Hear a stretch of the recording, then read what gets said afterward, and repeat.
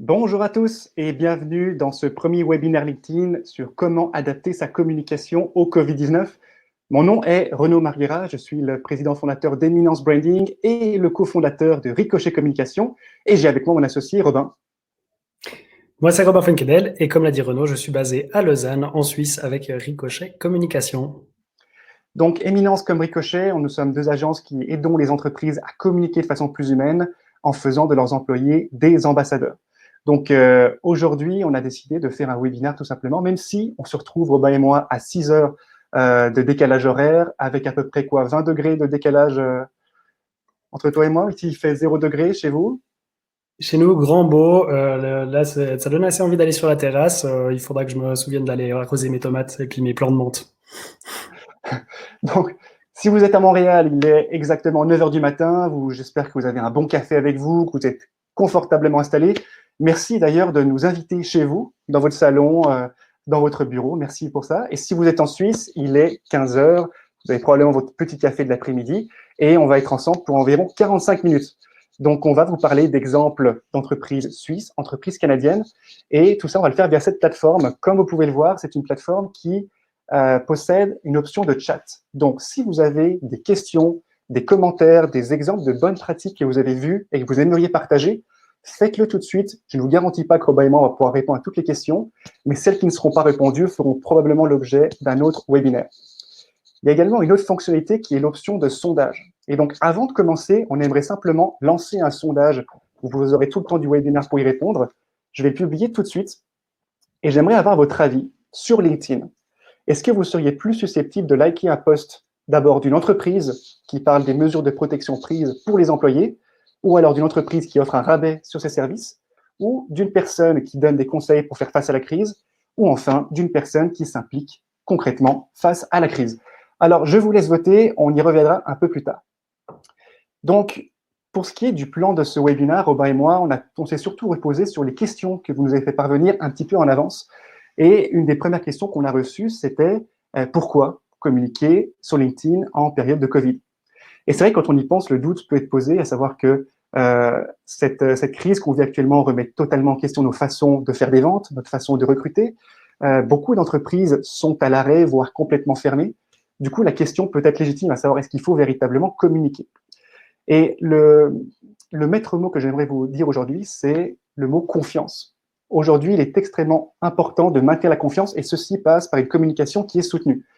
J'aimerais vous partager, parce que si je le dis moi, c'est une chose, mais si les chiffres le disent, c'en est une autre. J'aimerais vous partager les résultats d'une étude qui a été faite par un organisme, une agence de communication qui s'appelle Edelman, qui a fait une recherche au niveau mondial avec 12 000 participants et qui, pour différents pays, comme vous pouvez le voir ici, a posé des questions sur quelle devrait être la réponse des marques face à la crise. On se rend compte que sous les 12 marchés analysés, 65% répondent que la façon dont une marque réagit à cette crise aura un impact énorme sur la probabilité que j'achète de cette marque à l'avenir. Donc, si on regarde les chiffres, le Canada se retrouve à peu près comme le Royaume-Uni à 64. Pour ce qui est de la Suisse, on peut s'attendre à ce que les chiffres soient entre 45 et 50, donc entre la Suisse et la France. Ce qui veut dire que même en Suisse, près d'une personne sur deux aura quand même le comportement d'une marque aura des répercussions notables sur la propension future à consommer de cette marque. Et si on regarde un petit peu un autre chiffre, 71% des personnes sondées estiment qu'ils pourraient perdre totalement confiance envers une marque si celle-ci ou si une entreprise fait passer ses profits avant les gens. Et là, on est vraiment à des chiffres très élevés, que ce soit au Canada, en France, en Suisse, on est tout le temps au-dessus de 60%, ce qui montre bien qu'aujourd'hui, les entreprises ont une responsabilité d'agir et de communiquer. Parce qu'on parle beaucoup de réputation, d'image. Une réputation d'entreprise, c'est bien sûr ce que les employés, les gens disent de vous lorsque vous n'êtes pas dans la pièce. C'est ce que vous faites, mais il ne faut pas oublier que c'est également ce que vous ne faites pas. Donc, il est important en temps de crise de communiquer, mais de communiquer sur des choses qui viennent toucher véritablement l'intérêt de vos audiences. Donc, pourquoi est-ce qu'on parle aujourd'hui de LinkedIn en particulier? C'est qu'aujourd'hui, LinkedIn, ce n'est plus une banque de CV, ce n'est plus un outil pour chercher un travail, c'est avant tout une plateforme qui permet à tout employé de devenir un leader d'opinion, d'agir comme un véritable ambassadeur pour son entreprise, dans le but soit de développer les ventes de l'organisation ou alors de faire rayonner la marque employeur. Alors maintenant, on est bien conscient, communiquer sur LinkedIn, c'est peut-être plus délicat que sur Facebook ou Instagram parce que c'est un média social qui est plus formel, d'où l'importance aujourd'hui, comme vous allez le voir, d'opter pour les bons messages et la bonne façon de le faire. Aujourd'hui, comme on va vous le montrer un peu plus tard, vos audiences ne veulent pas vous voir faire des ventes. Vos audiences veulent voir que vous faites des actions concrètes envers la crise. Elles veulent vous voir informer, être utile, communiquer avec compassion, avec empathie.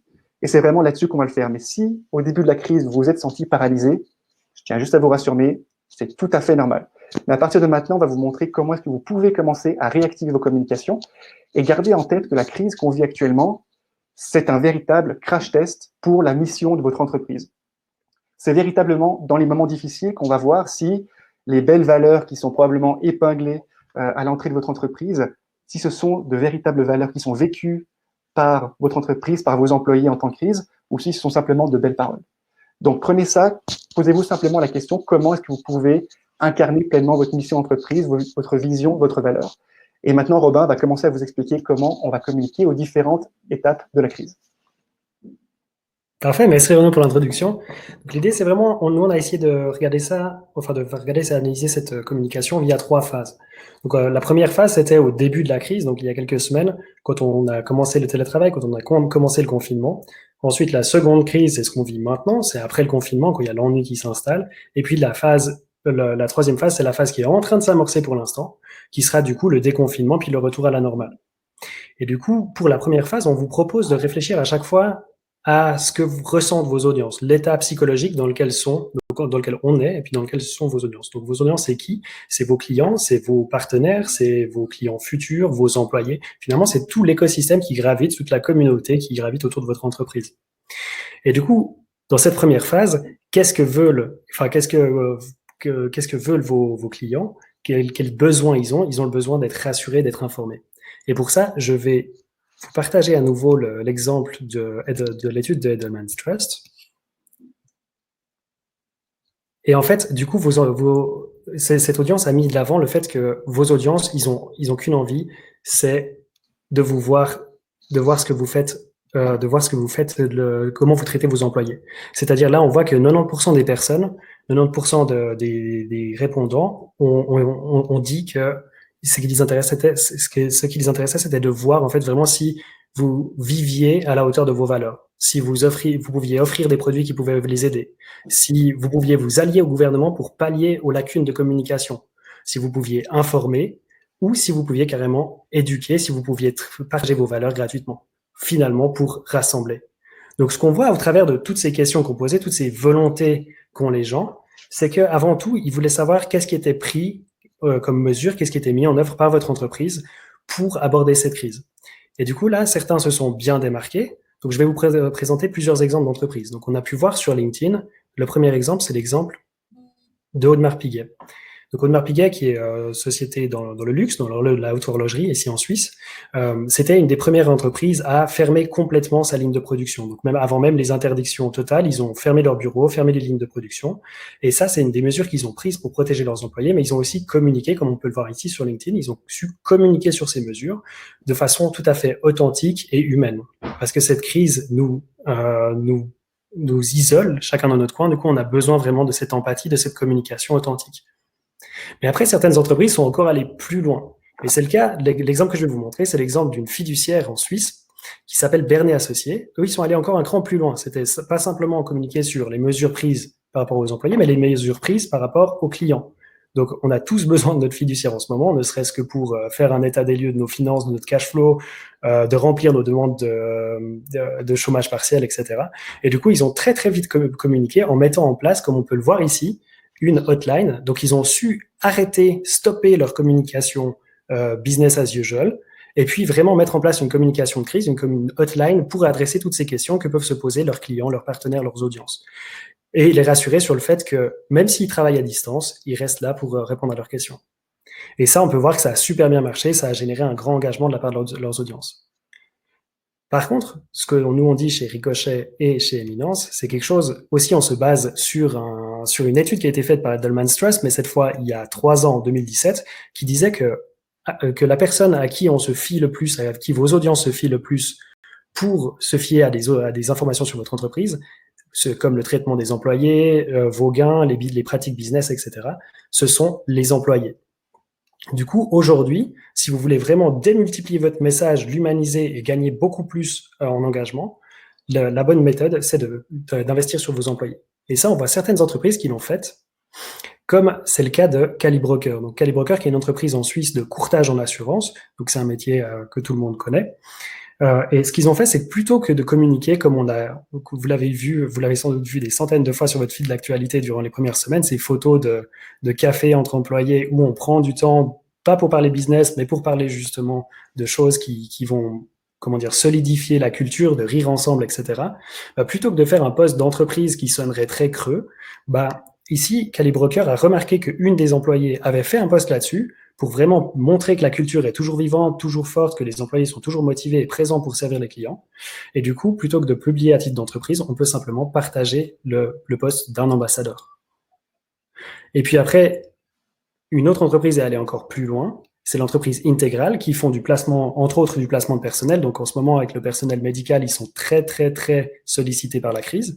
Et ce qu'ils ont fait de assez incroyable, c'est qu'ils ont mis en place un système pour les employés de livraison à domicile de repas. Donc des repas préparés par des entreprises locales, par des restaurants qui avaient dû fermer. Donc ça soutient l'économie locale, mais en plus, ça permet de remercier, de valoriser ce qui a été fait par les employés parce qu'ils se décarcassent au quotidien, ils sont là pour soutenir, que ce soit sur les réseaux sociaux, mais en vrai pour le travail, etc. Et du coup, la recette pour des employés motivés, c'est aussi de savoir leur rendre. Il faut que toute cette démarche soit une démarche win-win. Du coup, si on doit garder une seule bonne pratique de cette première méthode, ce serait de rassurer, informer, rassembler. Et pour la seconde phase, je vais rendre la parole à Renaud. Oui, donc Robin, là, tu nous as surtout parlé de la toute première phase, qui était vraiment la phase de réaction face au début de la crise. Donc, on parle beaucoup d'informer, de montrer qu'on prend soin de ses employés, ce qui est tout à fait normal.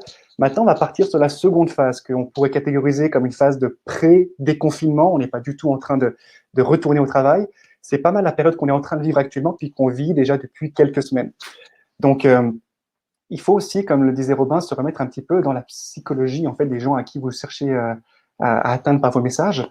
Les gens que vous allez atteindre sont comme vous. On vit tous la même réalité, donc on vit tous de façon isolée chez nous. Il y a un certain ennui qui s'installe, peut-être parfois un deuil dans certaines familles. Les gens sentent un besoin de contribuer, un besoin de se rassembler, de connecter. Donc, on n'est pas du tout rendu à l'étape où vous pouvez recommencer à promouvoir vos services, vos produits, à essayer de faire des ventes. La question qu'il faut que vous vous posiez, c'est comment vous pouvez être utile. Donc, j'aimerais vous montrer quelques exemples d'entreprises qui ont essayé de le faire, qui ont essayé tout d'abord d'informer, parce qu'informer, c'est la seule constante dans chacune des phases. Vous devez continuer à informer sur votre entreprise.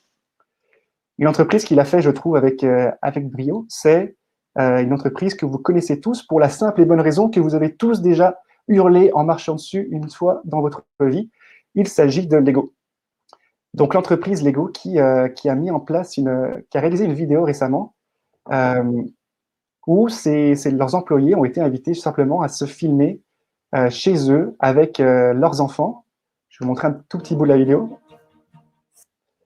Avec leurs enfants, donc en train justement de jouer, de créer, d'utiliser Lego pour contrer un petit peu cet ennui, cet isolement et essayer de connecter. Donc la promesse de Lego qui est connectée par la créativité, on voit qu'ils le font totalement par leurs employés pour montrer que ceux-ci continuent à vivre et à avoir du plaisir, mais ça a également servi à beaucoup de gens qui suivent la marque de contribuer et de montrer chez eux qu'est-ce qu'ils font avec des Lego. Donc chacun y est allé de sa propre réalisation, ce qui a créé vraiment un mouvement très sympathique où les gens ont eu l'impression de reconnecter un petit peu. Une autre entreprise dont je voulais vous parler, c'est l'entreprise qui s'appelle Blablacar. Donc, l'équivalent au Québec serait Amigo Express, donc une entreprise qui soutient tout ce qui va être transport collectif, covoiturage. Donc, ce n'est pas une entreprise de transport, c'est une entreprise de technologie. Ils ont développé une application qui permet de mettre en relation des chauffeurs et des gens qui veulent se rendre à une destination. Et bien sûr, leur modèle d'affaires par le confinement a été totalement remis en question, car il n'était plus possible de faire du covoiturage. Donc, plutôt qu'attendre que les choses passent, Monsieur Frédéric Mazella, le fondateur de Blablacar, a lancé une initiative il y a à peu près 3 semaines qui s'appelle donc un Coding Night, donc ce qu'on appelle un hackathon, qui est un événement en ligne de codage où des programmeurs, des designers, des graphistes, des entrepreneurs se sont mis ensemble pendant 2 jours pour essayer de trouver des solutions concrètes au confinement pour voir comment est-ce que la connaissance, le savoir-faire technologique de Blablacar peut être utile pour rassembler les gens, pour être utile en cette période de crise. Et on a pu voir qu'il y a tout juste une semaine, Monsieur Mazella a justement communiqué les résultats de ce hackathon qui a été fait bien sûr de façon bénévole par les personnes qui voulaient contribuer. Et la réponse a été une application qui s'appelle Blabla Help, qui permet de connecter des voisins entre eux dans le but de s'entraider pour aller faire les courses, pour aider justement les personnes âgées qui ne peuvent pas se déplacer. Donc là, c'est un très bon exemple d'une entreprise qui a su faire preuve d'agilité pour apporter une solution intéressante à la crise. On a, si vous habitez au Québec, il y a également un entrepreneur que vous connaissez probablement qui s'appelle Nicolas Duvernois, qui fait également des choses très, très intéressantes. Nicolas Duvernois, pour les personnes en Suisse qui ne le connaissaient pas, c'est le fondateur de Pure Vodka, donc c'est une entreprise qui crée des vodkas qui ont été primés au niveau international. Et lui, dès le début de la crise, a commencé à s'impliquer, notamment ici, il a contribué en faisant un partenariat avec l'entreprise Cookit, en livrant près de 6000 repas à des familles qui étaient dans le besoin en cette période de confinement, bien avant que les aides, les subventions gouvernementales ne viennent. Mais comme c'est une entreprise qui est présente dans le domaine de l'alcool, ils se sont également dit qu'est-ce qu'on peut faire d'utile. Ils ont revu leurs recettes et ils ont développé ce désinfectant pour les mains en développant vraiment une production qui est beaucoup plus importante au fur et à mesure pour les entreprises et les magasins qui sont jugés essentiels, qui doivent continuer à vivre. Donc, comme vous voyez, c'est vraiment une entreprise qui a réussi à se démarquer, à s'adapter. Et ça me fait penser également qu'en Suisse, vous avez la distillerie Morand qui a fait exactement la même chose, qui a revu un petit peu ses recettes pour pouvoir offrir quelque chose d'intéressant, ce qui marque vraiment de façon durable l'esprit des gens qui sont en contact avec votre marque. Vous avez également des entreprises qui ont cherché, au-delà d'agir concrètement, de partager une expertise. Et c'est le cas d'une agence à Montréal qui s'appelle Cabane. Donc, c'est une petite agence de 40 personnes qui est originaire de la ville de Québec. Et en fonction de la crise, le taux d'occupation des employés a été revu à la baisse, comme toutes les entreprises au Québec. Mais les employés voulaient agir, voulaient faire quelque chose. Du coup, ils ont pris les devants et ils ont créé cabanon.ca, qui est un mouvement, une mini start-up, une mini agence dans l'agence, qui vient en aide à tous les commerces qui prennent la crise de plein fouet. Que cela soit les cafés, les start-up, les PME, même les travailleurs autonomes, les employés de Cabane viennent en aide gratuitement pour revoir leur plan de communication, leur plan marketing, et ainsi les aider à rebondir une fois la crise passée. Il y a également un autre exemple que j'aimerais vous montrer, dans la catégorie partage d'expertise, c'est la société de gestion privée Mirabeau, basée à Genève, mais également présent à Montréal, qui, je trouve, se sont vraiment démarqués en termes de communication transparente, et ce, dès le début de la crise. Depuis le début de la crise, vous avez pu voir que chaque matin, vous avez Monsieur John Plassard qui commence sa matinée par un morning café. Donc, vous le voyez chez lui, durant environ 1 minute 30 à 2 minutes, Monsieur Plassard va seulement choisir une thématique propre au marché financier et l'analyser de façon extrêmement vulgarisée avec des graphiques pour simplement tenir informés leur clientèle, leurs partenaires et ainsi montrer que même si les gens travaillent depuis chez eux, ils sont toujours présents et puis ils sont en fait de ce qui se passe. Donc, comme vous le voyez, beaucoup d'entreprises font des choses vraiment réactives pour partager une expertise, partager de l'aide. Les entreprises qui, selon nous, auraient pu mieux faire, ce sont celles qui, d'un côté, voient en la crise une opportunité de faire plus de ventes, donc essayent de faire une promotion sur leurs services, sur leurs tarifs. Les consommateurs ne sont pas dupes et souvent, ce genre de promotion est très mal perçu. La deuxième catégorie, ce sont les entreprises qui font un peu l'autruche et qui se disent, qui agissent comme si de rien n'était. Donc, vous avez des entreprises qui continuent à utiliser des outils comme Buffer, avec des programmations de publicité qui continuent à apparaître, ou alors une entreprise, et de façon assez surprenante, une entreprise telle que Rolex, où on pourrait s'attendre qu'en tant qu'entreprise phare de l'industrie horlogère, ils auraient pu agir comme des précurseurs. Il est étonnamment, sur la page LinkedIn de Rolex, on ne voit absolument rien qui laisse entendre que l'entreprise a pris une quelconque mesure face à la crise actuelle. Donc, vous pouvez trouver encore des vidéos d'exploration, sachant que c'est une entreprise qui a été une des premières à fermer son usine, qui a mis en place des mesures pour protéger la sécurité de leurs employés, mais ils ne communiquent absolument pas là-dessus. La seule chose que l'on peut voir, c'est que Le délai pour appliquer pour les Rolex Awards a été décalé au 31 mai suite à la crise, mais c'est à peu près tout. Donc voilà un petit peu pour résumer pour cette deuxième étape de pré-confinement. Informer, partager, aider simplement, mais n'essayez pas de faire des ventes déguisées. On a la question dans le chat que je trouve assez intéressante, c'est que faire durant la phase 2 pour les clients potentiels.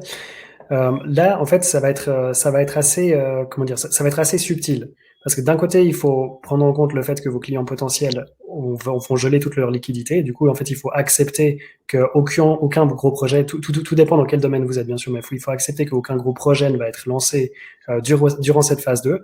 Mais c'est vraiment l'occasion pour vous d'aller voir tous vos clients actuels, vos prospects, et puis d'aller vous rendre utile pour eux et de réussir à faire, c'est ce que Renaud parlait du partage d'expérience, réussir à les aider aujourd'hui pour gagner leur confiance, pour montrer en fait que vos valeurs, comme disait Renaud, ne sont pas juste écrites une série de bullet points sur votre site web, mais que vous les vivez vraiment et que quand vous dites nous sommes là pour nos clients, bah, c'est vraiment quelque chose qui est vrai et puis en fait vous voulez leur démontrer déjà avant.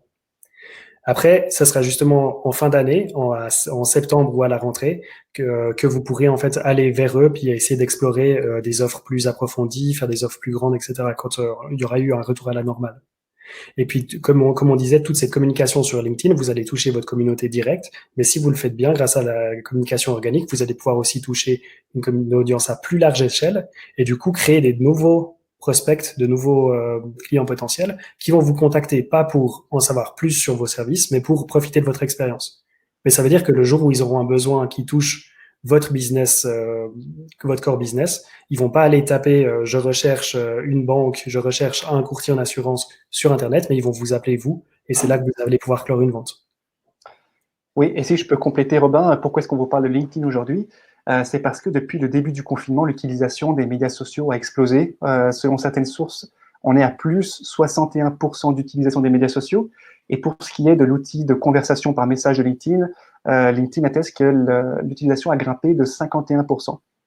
En parallèle, si vous regardez beaucoup de marques, de grandes marques importantes, nombreuses sont celles qui ont décidé rapidement de couper les budgets marketing communication. Et on se retrouve avec beaucoup de grandes marques qui communiquent toutes de la même façon. On vous enverra une vidéo justement qui montre un petit peu à quoi ressemble une publicité type d'une grande marque aujourd'hui. Il n'y a aucune créativité, on part sur un début avec du piano, nous sommes ici ensemble avec vous, il y a toujours les mêmes messages, la même structure, parce que c'est le raccourci facile. Donc on est convaincu que pour des entreprises peut-être plus petites, il y a une grande opportunité pour se démarquer maintenant en ayant un message qui soit original, avec une action concrète, parce qu'en tant que structure plus petite, vous pouvez avoir une agilité que des grandes marques n'ont pas. Et c'est pour ça qu'on pense qu'aujourd'hui, c'est important de développer le capital sympathie de votre entreprise, créer des nouveaux liens en montrant que vous êtes impliqué à trouver des solutions. Et de toute façon, ce réseau que vous bâtissez aujourd'hui fera partie de votre réseau de demain, le jour où vous serez prêt justement à communiquer une offre de service. Exactement. Après, on pourrait en parler des heures de cette théorie du don, ou même karmique si vous voulez, mais ça, c'est une autre question. On abordera ça peut-être dans un second séminaire. Donc, je vous propose de passer à la phase numéro 3. Donc, la phase numéro 3, c'est peut-être ce qui nous intéresse le plus aujourd'hui, parce que c'est maintenant ce qui va commencer dans les 7 à 14 jours, et puis qui va durer encore quelques semaines. On voit en Suisse, je ne sais pas exactement ce qui se passe au Canada. En Suisse, on a le Conseil fédéral qui nous annonce petit à petit un relâchement du déconfinement, donc avec la réouverture des crèches, avec la réouverture petit à petit de certains business, etc. Et du coup, si maintenant vous prévoyez vos communications pour là, c'est là vraiment qu'il y a quelque chose qu'on peut vraiment, une opportunité à saisir finalement. Du coup, je vous propose, c'est le futur, on ne sait pas ce qui va passer, mais du coup, je vous propose aujourd'hui de créer un laboratoire du futur et d'essayer d'imaginer, anticiper quels vont être le genre de publications qui vont fonctionner. Et puis du coup, en fait, finalement aussi, qu'est-ce que vous pourriez faire, comment vous préparer. Donc, de nouveau, toujours réfléchir à vos audiences. Dans quelle étape psychologique elles vont être, qu'est-ce qu'elles vont vouloir entendre. Donc, il faut imaginer qu'à la sortie de 5-6 semaines d'ennui, elles vont être super excitées, tout le monde va être content de ce retour à la normale, mais il y aura aussi une certaine dose d'incertitude parce qu'on ne sait pas exactement comment il va se faire, on ne sait pas exactement les entreprises, dans quelle santé financière elles sont, est-ce que mon entreprise va survivre jusqu'à la fin de l'année, est-ce que je vais garder mon job, etc. Du coup, en fait, il faut communiquer de façon très enthousiaste, très optimiste, énergique, mais en évitant d'être pushy, en évitant de faire de la vente. Donc, de la vente trop agressive avec des messages de vente très push. on va essayer d'être un peu plus subtil et puis de garder justement cette communication as usual pour plutôt la deuxième partie de l'année, voire la fin de l'année. Et donc, à la sortie de ce confinement, on peut sûrement s'attendre à pas mal de communications, donc des communications qui montrent le retour à la vie, des photos des photos et des vidéos de retrouvailles des employés, le retour aux locaux, des gens qui expliquent comme quoi maintenant en fait ils continuent à travailler à la maison ou ce genre de choses. Donc, en fait, il va falloir orienter la communication sur la reprise du quotidien et puis comment l'équipe, comment la culture s'adapte, sort de cette crise. Mais là, il y a aussi un moyen d'aller plus loin et de montrer, en fait, OK, on s'est adapté à la crise, mais on a dû se repositionner, on a dû remodifier notre business model, nos façons de travailler, on a dû innover, on a dû évoluer. Du coup, quelles sont les évolutions qui ont été créées durant cette crise? Et donc là, vous pourrez vraiment communiquer sur les actions concrètes qu'a pris votre entreprise, ou compris des équipes, des employés, etc., pour créer l'entreprise de demain, votre entreprise V2, et communiquer vraiment là-dessus. Et ça sera l'occasion ensuite d'enchaîner sur une communication, enfin d'expliquer, enfin plus inspirante sur comment la crise, comment ce qu'on a vécu a impacté votre secteur d'activité. J'ai pris l'exemple des fiduciaires, des assurances, mais on pourrait aller sur l'exemple de l'horlogerie, l'exemple des avocats, des architectes, etc. Comment votre secteur d'activité va évoluer pour quelles vont être les nouvelles tendances et comment vous imaginez votre futur en tant qu'entreprise, de nouveau, mais aussi en tant que personne. Vous pouvez inviter vos employés à écrire des articles, à écrire des posts, à interagir avec la marque, à interagir avec leur réseau. Et en fait, vraiment, ce qu'on voit actuellement, c'est vraiment un écosystème, un feeling général de open innovation, d'innovation ouverte. En fait, ça, c'est quelque chose qu'on peut faire continuer sur les réseaux sociaux après la crise également. Et du coup, comme je disais, faire très attention avec la vente. Ça veut pas dire, même si on est tous short sur le cash, ça veut pas dire qu'il faut après aller full vente push avec des pop-up dans tous les sens. Et pour ça, j'aimerais bien vous présenter un exemple aussi, de nouveau toujours sur l'humain, d'une entreprise qui a déjà commencé à communiquer là-dessus. C'est en fait sur les réalisations, les impacts, les actions solidaires qui ont été faites, pas par l'entreprise, parce que ça paraîtrait un petit peu, on serait à la limite entre la CSR et la vente, mais ils ont choisi de mettre de l'avant des initiatives des employés. Alors, je vais vous partager mon écran, si ça fonctionne. Et paf. Et du coup, l'entreprise, c'est une autre fiduciaire en Suisse, c'est l'entreprise Mazars, qui a communiqué. En fait, eux, ils étaient déjà précurseurs, déjà pendant la phase numéro 2. Ils ont commencé à mettre de l'avant des initiatives des employés. Donc, 2 employés qui ont été appelés. Ce qu'il faut savoir pour les Québécois, c'est qu'en Suisse, l'armée, le service militaire et civil sont obligatoires. Et du coup, c'est 2 personnes, 2 employés qui ont été appelés pour aller aider, pour aller prêter main forte dans les hôpitaux. Et du coup, la marque ici, plutôt que de mettre de l'avant quelque chose qui pourrait sonner fake, comme chez Mazars, Mazars s'engage pour blablabla, on a donné 30 millions à l'hôpital de Genève, etc. Ils vont montrer qu'en fait, leurs employés vivent vraiment au quotidien leurs valeurs.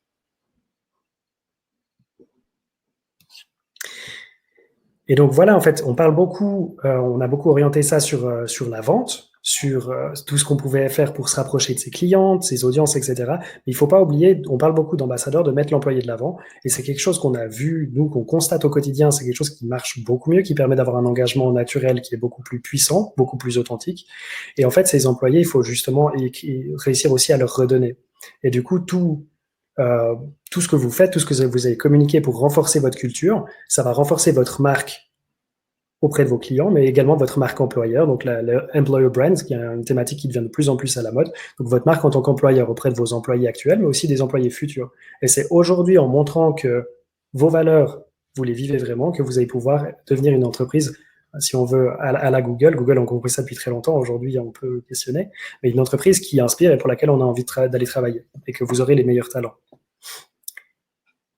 Et du coup, pour résumer en fait finalement ces trois différentes étapes, il y a vraiment deux gros conseils qu'on martèle depuis des années. C'est il faut saisir toutes les opportunités. Si on rate l'opportunité de communiquer, on peut pas un mois plus tard communiquer sur une opportunité qui est déjà passée. Et puis, par contre, on peut très facilement, en fait, un faux pas, on peut très facilement supprimer un post avant qu'il y ait une polémique, etc. et tout. Du coup, ne jamais avoir peur de publier et surtout le faire de façon authentique vis-à-vis, au travers, si possible, de vos employés. Mais pour ça, vos employés, c'est pas naturel pour tout le monde d'aller communiquer sur LinkedIn. On sait qu'il y a que environ 10% des gens qui sont à l'aise de publier ou de partager, de commenter. Et du coup, ça passe par de la formation, ça passe par de la sensibilisation, ça passe par leur expliquer que eux aussi ont quelque chose à y gagner parce que ils construisent, ils apportent une pierre à leur futur professionnel. Et du coup, c'est vraiment cet échange qu'il faut essayer de créer à l'interne et avec votre communauté à l'externe aussi. Je pense que ça résume nos conseils d'aujourd'hui. Exactement. Puis Robin, tu parlais justement de marque employeur. Je sais qu'il y a beaucoup de gens en ressources humaines qui se sont inscrits. C'est sûr que la façon dont vous faisiez la promotion de votre marque employeur avant est, selon nous, totalement à revoir. Parce que votre proposition de valeur employée va être amenée à évoluer avec la crise qu'on a vécue. Probablement, les attentes de vos futurs employés ne seront pas les mêmes avant la crise qu'après la crise. Donc, je pense qu'aussi, un des meilleurs conseils qu'on peut vous donner, une fois que vous aurez justement tous vos employés qui seront de retour avec vous, essayez de les écouter. Essayez de voir qu'est-ce qui vraiment maintenant fait en sorte qu'ils ont du plaisir à venir travailler chez vous. Peut-être que votre marque employeur va consister à revoir des parties essentielles de votre modèle d'affaires. Peut-être de réviser votre chaîne d'approvisionnement pour encourager beaucoup plus les producteurs locaux, faire affaire avec raccourcir la chaîne d'approvisionnement. C'est peut-être ce genre de détail dans votre modèle d'affaires qui va faire qu'un futur employé, ça va donner beaucoup plus de sens pour cette personne de s'impliquer auprès de votre organisation plutôt qu'une autre. Donc, prenez vraiment ce moment comme une façon de remettre à plat vos acquis, que ce soit votre proposition de valeur entreprise ou proposition de valeur employé. Donc, on a eu je vais juste, il m'a semblé avoir plusieurs questions dans le chat concernant les indépendants. Donc c'est vrai que c'est quelque chose qu'on a assez peu abordé jusqu'à maintenant parce que vraiment on voulait axer ce webinaire aujourd'hui sur la communication d'entreprise. En tant qu'indépendant, tous les conseils qu'on vous a donnés pour une entreprise, tout ce qu'on parle sur les ambassadeurs, vous pouvez également le faire parce qu'en fait finalement vous êtes la figure de proue, l'unique ambassadeur de votre business, qui est votre nom, votre prénom. Et du coup, en fait, toutes les questions, enfin tous les conseils qu'on vous a donnés, vous allez pouvoir le faire en plus de façon beaucoup plus authentique et personnalisée parce que c'est vous, vous avez même pas besoin de passer par une marque d'entreprise, vous pouvez le faire directement. Et du coup, là, votre téléphone est votre meilleur ami. Appelez vos clients, restez proches, maintenez vos clients aussi, mais vos partenaires, parce que avec nous on travaille avec pas mal d'indépendants. Du coup, en fait, si on a un qui tombe, ben, c'est pas mal vite l'effet domino. Du coup, entraidez-vous les uns les autres et vraiment maintenez cette proximité. Alors, on a reçu aussi en amont de ce webinaire une question d'une personne qui nous a demandé qu'est-ce que je peux faire pour surprendre mes employés? Parce qu'effectivement, ce webinaire à la base était beaucoup axé sur la communication d'entreprise, communication B2B. Il ne faut pas oublier que vos employés, ce sont vos meilleurs ambassadeurs quand il s'agit de promouvoir votre marque. Et avec Robin, on voulait vous montrer justement 2 choses que vous pouvez utiliser sur un ton un peu plus léger, justement, pour terminer ce webinaire. Le premier, on recommande toujours d'introduire un jeu, parce qu'on utilise beaucoup Zoom, mais combien d'entre nous avons envie des fois de décrocher d'une rencontre purement axée sur Zoom? Et justement, le premier jeu qu'on aimerait vous montrer, il s'agit de GeoGuessr. Donc ça, c'est quelque chose que vous pouvez utiliser gratuitement. Imaginez que vous êtes en train faire un appel Zoom avec vos collègues, vous avez envie de détendre un peu l'atmosphère. Vous avez simplement à appuyer sur Play. Et puis là, vous allez vous retrouver tout simplement parachuté sur un coin de la carte Google Maps. Donc, le système est en train de chercher un endroit, mais vous allez vous trouver dans un endroit sans savoir exactement où vous êtes. Mais le jeu, c'est que c'est à vous de choisir, d'essayer de faire un petit peu une excursion, sachant que les images ont été prises par les petites voitures de Google Maps. Donc, c'est à vous vraiment de chercher. Parfois, vous avez des plaques de voitures, des fois, vous avez des panneaux, et par la végétation, par les voitures, vous pouvez tout à fait essayer de trouver l'endroit dans lequel on se trouve. D'ailleurs, je suis curieux, est-ce que quelqu'un aurait une idée d'où est-ce qu'on se trouve actuellement? Robin, tu peux peut-être me dire sur le chat s'il y a une réponse qui vient tout de suite? Pas pour l'instant. Les gens sont beaucoup plus intéressés par notre contenu sérieux dès qu'on fait, C'est ça. dès qu'on fait les fouilles, il y a tout le monde qui part.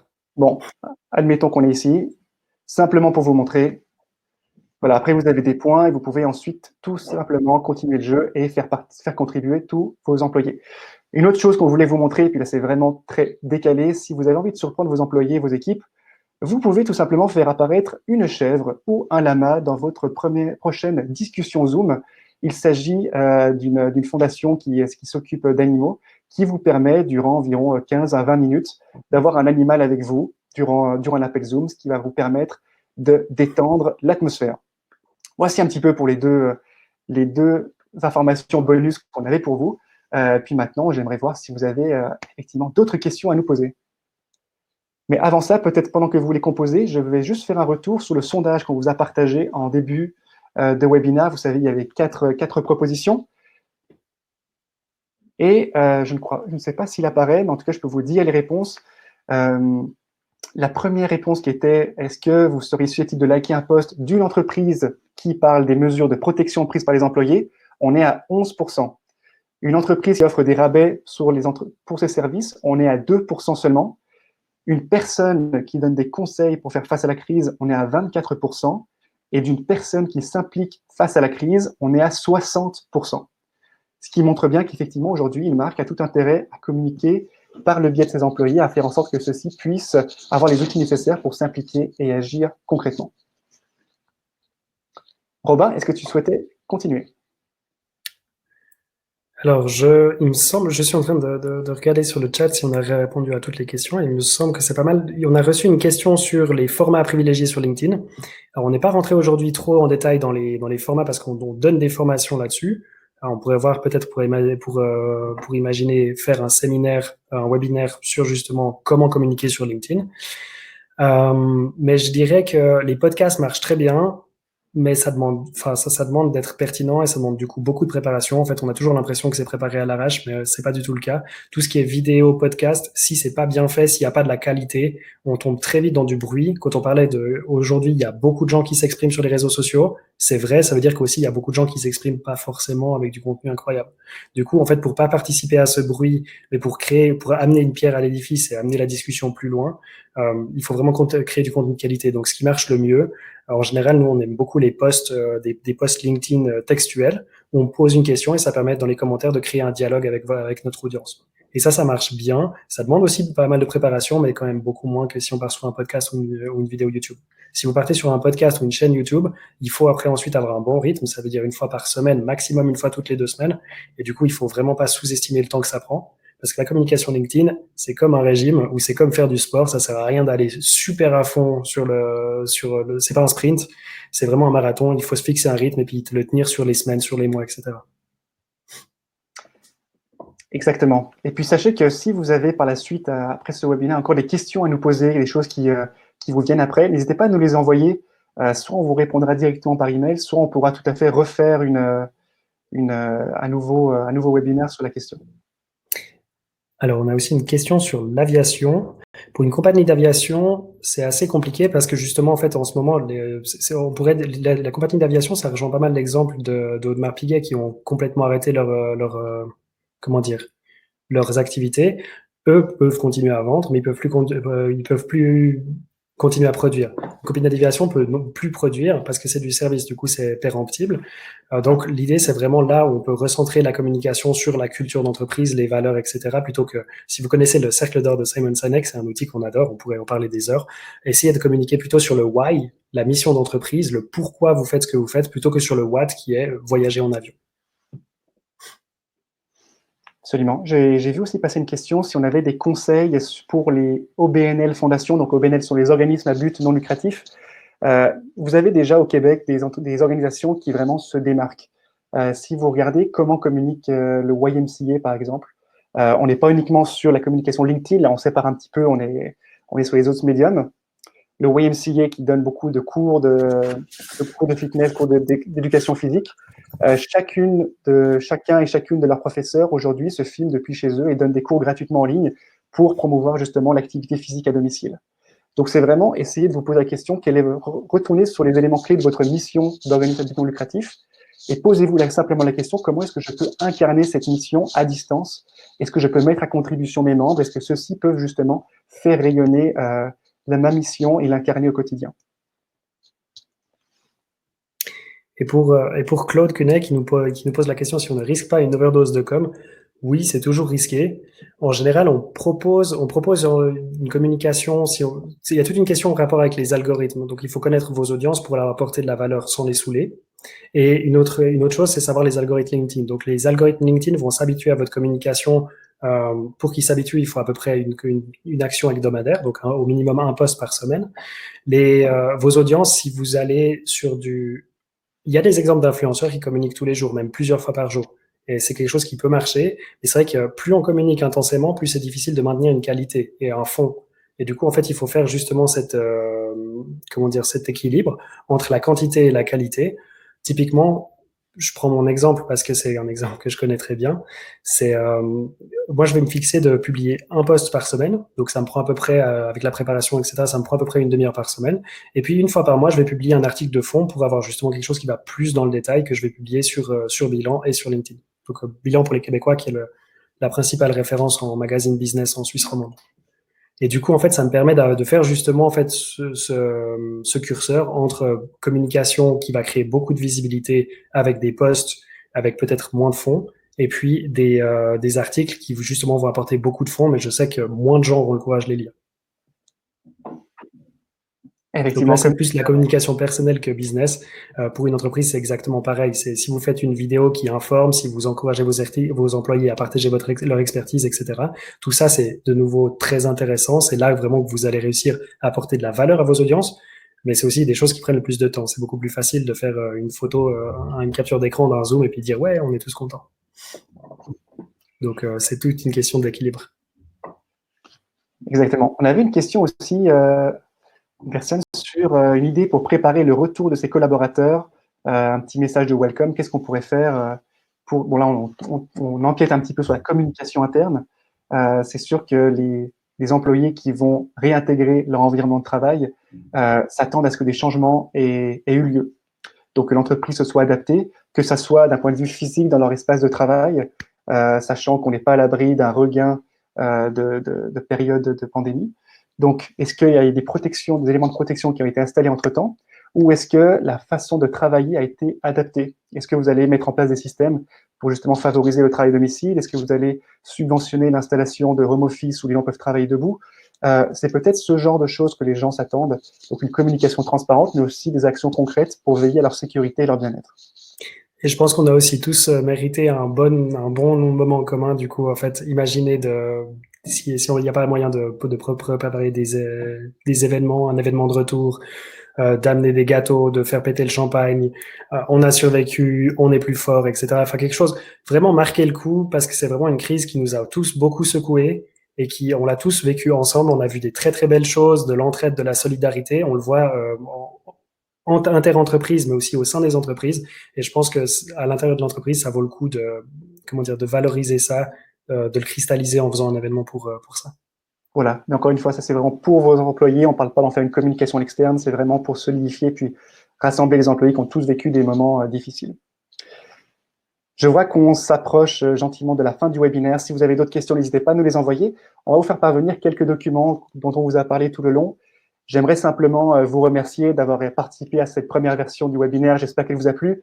Je tiens aussi à remercier sincèrement Julie, Danick et Xavier, nos 3 amis collaborateurs qui ont fait en sorte que ce webinaire puisse avoir lieu. Robin, je te laisse le mot de la fin.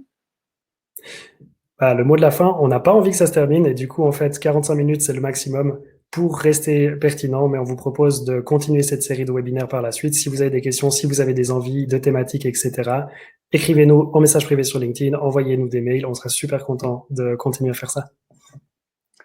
Passez à tous une très bonne journée. Prenez soin de vous. À très bientôt. Merci beaucoup. Au revoir.